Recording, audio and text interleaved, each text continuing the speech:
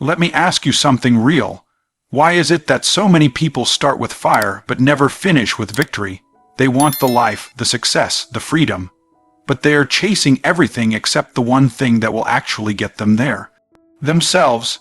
If you're tired of starting over, tired of watching others win while you feel stuck in place, this message is for you.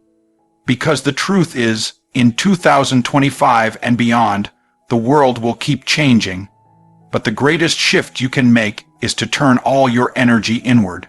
Not in selfishness, but in strategy. The people who win in this new era won't be the loudest or the trendiest. They'll be the ones who did the deep work. The ones who focused on themselves long enough to unlock the version of them that wins no matter what. You are the asset. Your life doesn't change by chasing trends or people. It changes when you invest in becoming a better, stronger version of yourself. If there's one truth you need to hold on to in 2025, it's this: you are the asset. Not your job, not your network, not your car, your house, your bank account, your followers, or your degree. All of those things can shift, disappear, or lose value. But you, when you grow, when you evolve, when you sharpen who you are, you increase your value permanently. Everything in your life begins and ends with the version of you that shows up every day. Most people are chasing everything outside of themselves. Chasing money, chasing attention, chasing someone else's lifestyle. And then they wonder why their life feels chaotic, unstable, or empty. It's because they're building success on shaky ground. They're investing in surface-level rewards but ignoring the foundation. And the foundation is you. Your mindset, your emotional control, your habits, your discipline, your belief system. That's the engine. That's what drives long-term success. If you neglect that, you're not just delaying your breakthrough. You're destroying your chance of maintaining it if you ever get there. There's a powerful shift that happens when you finally say, "I'm the priority." Not in a selfish, arrogant way, but in a way that says, if I'm not right, nothing else will be right. That kind of focus is rare, but it's essential, because every outcome in your life is a reflection of what you've either nurtured or neglected in yourself. Your relationships reflect how well you know your worth. Your income reflects how well you've developed your skills and your mindset around value. Your peace reflects how well you've managed your boundaries and inner world. So when you see a problem out there, it's a signal to look in here. You cannot outrun a version of yourself that's undisciplined, afraid, or scattered. You can try to distract yourself with goals, with work, with people. But eventually, who you really are will always show up. So the only real path forward is to stop trying to fix everything around you and start focusing on upgrading the person you bring into every situation. If you become more patient, your relationships improve. If you become more focused, your career accelerates. If you become more confident, your presence changes. That's power, that's control, that's leverage, and the best part, no one can take that from you. When you treat yourself like an asset, you move differently. You stop wasting your energy trying to prove things to people who don't even matter. You stop comparing your journey to someone else's highlight reel. You stop saying yes to distractions that pull you further away from your purpose. Why? Because assets are protected. Assets are built with care. Assets are leveraged with strategy. And when you realize you are the asset, you start making better decisions. Decisions that honor your future, not just your feelings. The truth is, you can't control the economy. You can't control politics. You can't even control what happens tomorrow. But you can control how you show up. You can control how much you grow. You can control how committed you are to your routines, your learning, your standards. And that's what makes the difference. You're not in competition with the world. You're in competition with your former self. Every day is another opportunity to become 1% better. Every moment is a chance to make a new choice. One that says, I'm not settling anymore. I'm building something in me that no one can take. That's the secret most people miss. The reason some people seem to always win isn't luck, it's because they're constantly reinvesting into themselves. Mentally, spiritually, financially, emotionally. They know the return on that investment never fails. It compounds. It creates doors that effort alone can't open. It builds resilience, vision, and alignment. So instead of chasing the next big thing, they become the person who attracts big things. In 2025, if you want this to be your break, through year, stop looking outward and start building inward. The world will always reflect the strength or weakness of the person you're becoming. So become valuable, become disciplined, become focused, become relentless, because the more you increase your value, the more everything around you rises with it. The job gets better, the relationships get better, the peace gets deeper, the wins get bigger, but it all starts when you recognize the truth. You are the asset. And until you treat yourself that way, nothing else will change. Winning requires isolation before elevation. Sometimes to win, you must be willing to walk alone while you work on you. There's a season in every champion's journey where the crowd disappears, the applause fades, and the room gets quiet. That season is called isolation, and it's where the real work happens. It's uncomfortable. It's lonely, and sometimes it feels like you're doing everything right but seeing nothing in return. But what if I told you that this season is not a punishment, it's preparation? What if I told you that before you elevate, you must isolate? Not from the world permanently, but from the noise that keeps you from hearing your own voice. People want success, but they don't want solitude. They want transformation, but they don't want separation. But here's the truth. You can't build a strong foundation while constantly being distracted by everything around you. You can't level up while staying attached to every old version of yourself, every toxic relationship, every easy habit. Sometimes you have to unplug from the world and plug into your purpose. Sometimes you have to say no to the party, no to the gossip, no to the group chat, and yes to the grind, yes to the books, yes to the gym, yes to the early mornings and late nights that nobody sees. Isolation is a test. It's a test to see if you're truly committed or just convenient with your growth. Because when no one is clapping for you, can you still move forward? When no one understands your dream, can you still stay focused? When nobody is around to motivate you, can you still motivate yourself? That's the difference between a spectator and a champion. A spectator waits for the environment to be right. A champion creates the environment. And most of the time, that environment begins in solitude. You see, when you isolate, you get clarity. You start to hear your own thoughts instead of everyone else's opinions. You realize what matters and what doesn't. You stop chasing validation and start cultivating vision. You start to build discipline not because someone is watching, but because you are watching. That's how trust in yourself is built, not from performing, but from practicing when no one is looking. This is where your character is refined. It's in the silence that you confront your excuses. It's in the quiet hours that you rewrite your narrative. It's in the alone time that you sharpen the edge that will later cut through every obstacle. Isolation is where the old you dies and the new you is born, but most people skip this step. They want elevation without evolution, and it doesn't work that way. Don't get it twisted. This isn't about loneliness. Loneliness is when you feel empty because no one is there. Isolation, when done with intention, is where you fill yourself up so that when you return to the world, you're not running on empty. You're overflowing with clarity, confidence, and capability. The greatest leaders, athletes, and creators all have this in common. They embrace the season of isolation, not forever, but long enough to emerge transformed. If you're in that season right now and it feels like no one gets it, no one sees you, no one is cheering, you're probably exactly where you need to be. Don't run from it. Lean into it. Because this is the part of the story most people will never understand. They'll see the results later, but they'll never know what it cost you in silence. And that's okay, because winning doesn't require applause. It requires alignment, and alignment is often found when it's just you and the work. So stay there, keep building, keep refining, keep pushing, because isolation always comes before elevation. And when your time comes, and it will, you won't rise because someone handed you a break. You'll rise because you built yourself in the dark and now you're ready to shine in the light. Discipline over emotion. If you only act when you feel like it, you'll never reach your potential. Mastery demands consistency, not moods. We live in a world obsessed with feelings. Everywhere you turn, someone's telling you to follow your passion, wait for the right moment, or trust your emotions.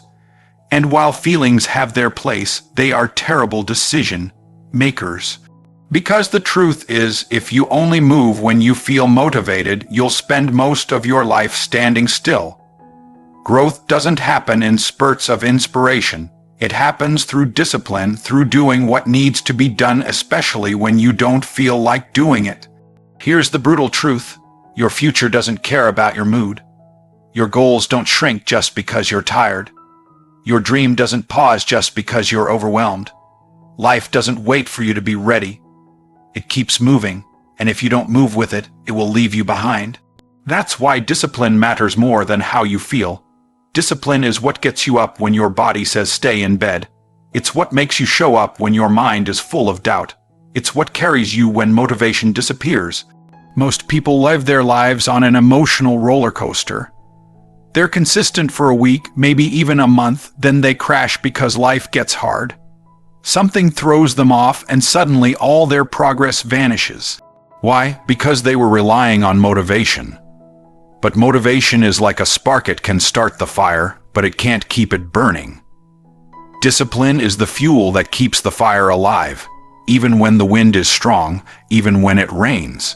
Think about the people you admire most. The high performers, the game changers, the ones who seem unstoppable. They're not made of superhuman energy. They've just trained themselves to take action regardless of how they feel. They've learned to separate emotion from execution. When it's time to work, they work. When it's time to train, they train. When it's time to lead, they lead. Not because it always feels good, but because they've made a commitment to be excellent, no matter the cost. That's what real success requires: emotional maturity. The maturity to realize that feelings are temporary but habits are permanent, that your dreams are too important to let laziness, fear, or frustration decide your behavior. You don't get to the top by being in the mood. You get there by building systems, routines, and standards that push you forward no matter what. Discipline doesn't mean perfection. It doesn't mean never slipping up. It means you get back on track faster. It means you don't need 3 days to recover from one mistake. It means your bounce back game is strong, because you've trained yourself not to be controlled by your emotions, but to be guided by your values and goals. Imagine where you'd be right now if you had stuck with every promise you made to yourself this year. Imagine the momentum, the results, the transformation. That vision isn't impossible. It's just on the other side of consistent action. That's what makes discipline the most powerful tool you have, because when you no longer wait for inspiration, you become unstoppable. You stop starting over every few months. You stop quitting when it gets inconvenient. You build confidence, not because everything's perfect, but because you've proven to yourself that you follow through. So let this be your wake-up call. Stop negotiating with your feelings. Stop letting your emotions dictate your effort.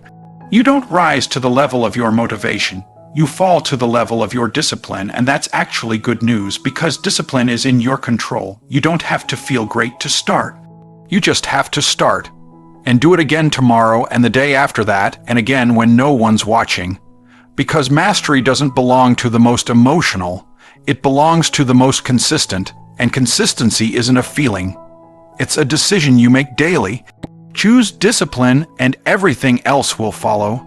Your competition is your reflection. Stop watching others. Your only opponent is the version of you from yesterday. It's easy to get caught in the trap of comparison. You open your phone and scroll through highlight reels of people who look like they've figured it all out. Fitter, richer, more successful, more confident. In a split second, you start questioning your pace, your path, and even your worth. But what if the only real competition was staring back at you in the mirror?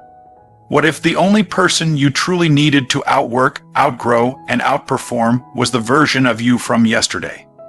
The problem with chasing someone else's progress is that you never see their full picture. You don't see the failures, the doubts, the moments they almost quit. You're comparing your behind, the scenes to their best take. And in doing so, you rob yourself of the most important measure of success, your own growth. The truth is, when you make someone else your benchmark, you lose sight of your own journey.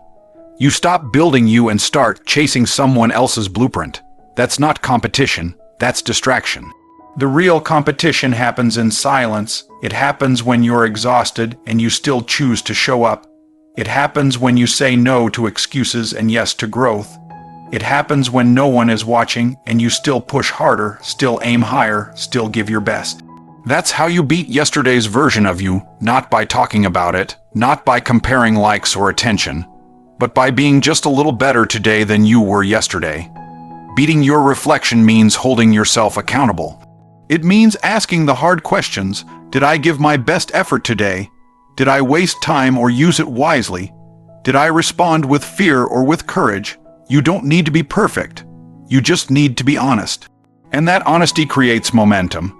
Small wins, stacked daily, turn into massive change over time. It's not about giant leaps, it's about consistent steps. Your reflection is your biggest rival because it knows your weaknesses, your insecurities, your fears. It knows the shortcuts you take, the times you let yourself off the hook, but it also knows your potential. It knows how hard you've worked to get here. It knows what you're capable of when you stop making excuses. And when you stop trying to impress others and start focusing on outgrowing yourself, everything changes. The key is to train your mind to seek progress, not perfection. If you can lift more, focus longer, learn faster, speak more clearly, love more deeply, or lead more effectively than you did yesterday, even by a fraction, that's a win.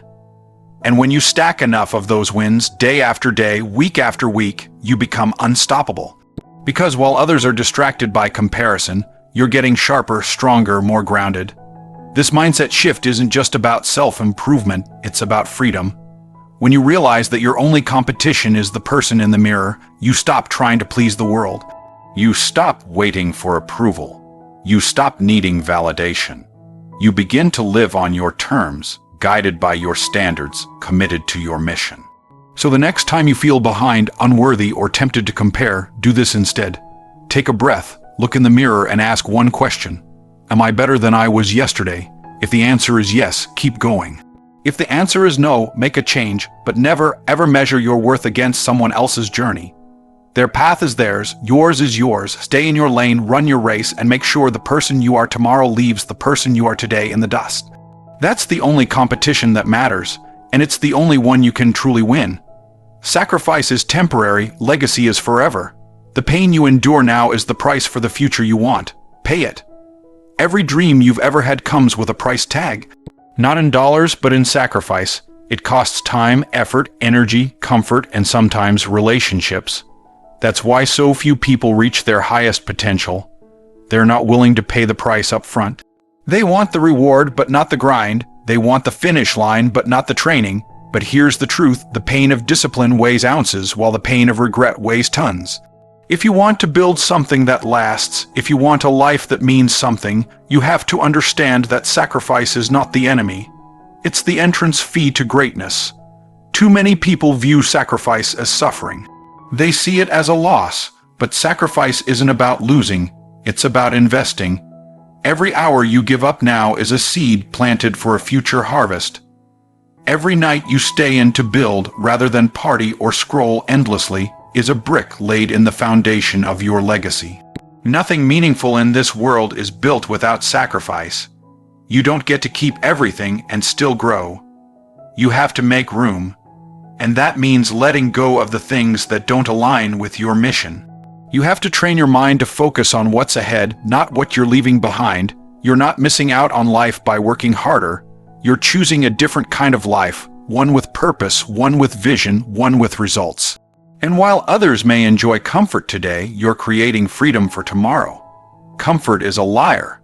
It whispers to you to slow down, to take it easy, to wait until the time feels right. But legacy isn't built in comfort, it's built in discomfort.